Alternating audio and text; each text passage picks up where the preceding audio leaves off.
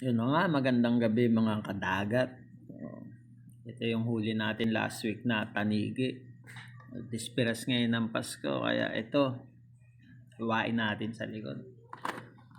Ihahanda natin to. Yan, dahan ko yung hihiwain sa likod. O, diba? Baka tanigi yan. Yan, sige, hiwain pa natin. Lilinisin natin yan. Dahan-dahan nating hiwain. Yan. Tapos biyakin natin yung ulo para pag nilagyan natin ng laman, ako, lasang-lasa talaga. Napakasarap na inihaw niyan. Yan. Hiwa lang. Oh, napakahirap naman hiwain ito. Yan. First time ko mag-ihaw ng tanigi. Nag-fishing ako last week. Nahuli ko to. Tapos ang ginawa ko, niref ko muna. Naisip ko nga ihawin na lang sa Pasko.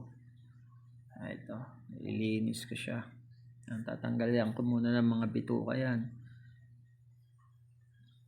Okay na, abang na lang kayo mga master. Mamaya-maya ihawin natin yan mga alas 7 ng gabi.